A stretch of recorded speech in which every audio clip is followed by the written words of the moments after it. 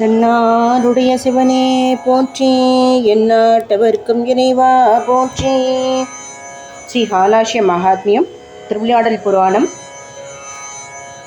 அதில் ரெண்டாவது கதை, ரெண்டாவது புராணம், வெள்ளை யானை சாபம் தீர்த்தல் அப்படிங்கிறத பற்றி பார்க்க போகிறோம். ஒரு சமயம் தேவேந்திரன் அசுரர்கள்லாம் போருள்ள ஜெயிச்சு ரொம்ப சந்தோஷத்தோட ஐராவதம் அப்படிங்கிறவனுடைய வெள்ளை யானையில் பவனி வந்துட்டு இருந்தான்.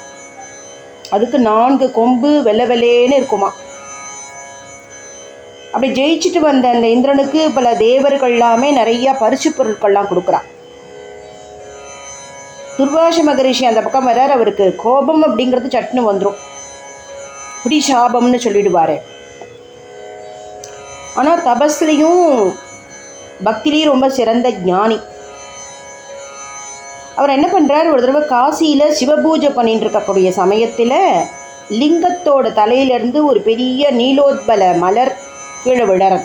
ரொம்ப அபூர்வமான பூ, அது புஷ்பம். அது அடுத்து எடுத்துட்டு வந்தவர் இந்திரன் பவனி வரதை பார்த்துட்டு ரொம்ப அவனுக்கு ஆசீர்வாதம் பண்ணி அந்த மலரை அவன்கிட்ட கொடுக்குறேன். பெரியவாள்லாம் எது கொடுத்தாலும் நம்ம 2 கையால் வாங்கணும் அப்படிங்கிறது ஒரு மரியாதை, பணிவு. அதுவும் சாமி பிரசாதம் அப்படின்னாக்க, நிர்மாலியம் அப்படின்னாக்கா அதை எடுத்து கையில் ஒத்திண்டு கிடைச்சதே பாக்கியம் அப்படின்னு வாங்கிக்கணும் இல்லையா. இந்திரன் என்ன செஞ்சான் தெரியுமா, அவனுக்கோ ஜெயிச்சுட்டு அந்த செருக்கு ஒரு கையில் வாங்கினது மட்டும் இல்லாமல் அதை அந்த யானையோட தலையில் வச்சுட்டான். அந்த யானை அப்படி ஆடும் பொழுது அதனுடைய அந்த பூ தலையிலேருந்து கீழே விழுந்துடுத்து. யானை அதை காலால் மதிச்சுடுத்து.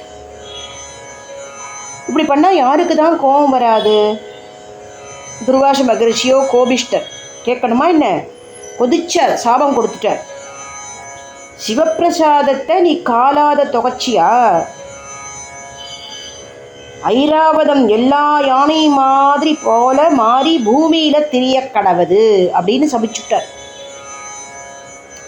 இதுக்குள்ளே தேவேந்திரன் யானை மேலேருந்து கீழே இறங்கி முனிவர் காலில் விழுந்து, ஐயோ மாடி தெரியாமல் செஞ்சுட்டேன், மன்னிச்சிடுங்கோ அப்படின்னு கேட்குறான்.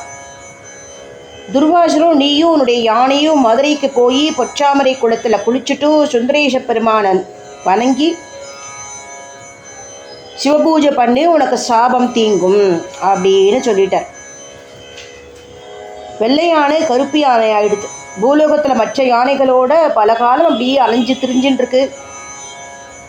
அதனுடைய பெருமையெல்லாம் அதுக்கு மறந்து போயிடுது. கடைசியில் இப்போ மதுரைக்கு வந்துடுத்து. அது ரொம்ப புழுக்கம் தாங்கலை, குளிக்கலாம் அப்படின்னு பொச்சாமரை குளத்தில் இறங்கிறது.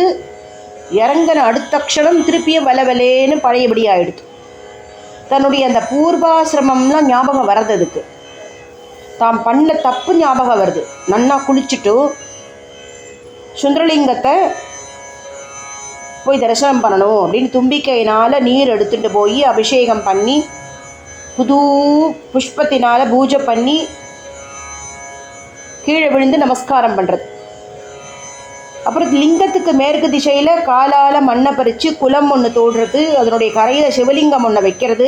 விநாயகர் உருவத்தையும் கொண்டு வந்து வச்சு தினந்தோறும் அதுக்கு பூஜை பண்ணுறது. உடனே பகவான் ரொம்ப சந்தோஷமாகி பிரசன்னமாற அதை முன்போல இந்திரனுக்கு வாகனமாக போய் இருக்க சொல்கிறார். அந்த தேவேந்திரனும் அமராவதி நகருக்கு வரும்படி கட்டளை சொல்கிறார். ஐராவதம் திருப்பி சுந்தரேஷ பெருமான் நமஸ்காரம் பண்ணி ஸ்வர்க்கம் அடுத்து அடைஞ்சு தன்னுடைய கடமையை திருப்பி செஞ்சுட்டு கர்ப்பம் இல்லாமல் வாழ்ந்துட்டு வருது.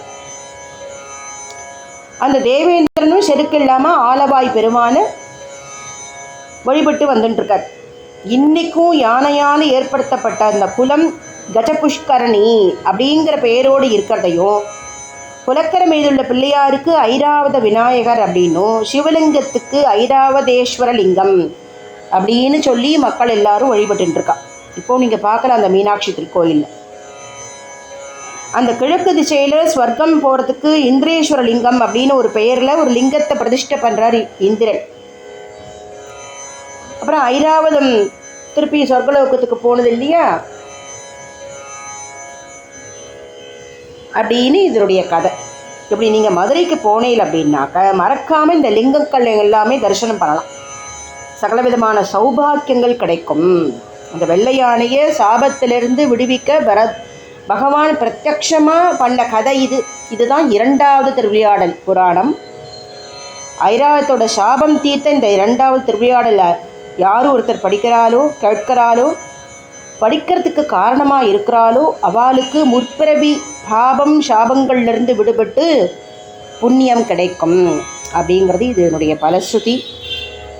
தென்னாருடைய சிவனே போற்றி, எந்நாட்டவர்க்கும் இறைவா போற்றி, ஏகம்பத்துரேகம் போற்றி, பாகமின் புரையானாய் போற்றி, கைலை மலைநாதனே போற்றி போற்றி.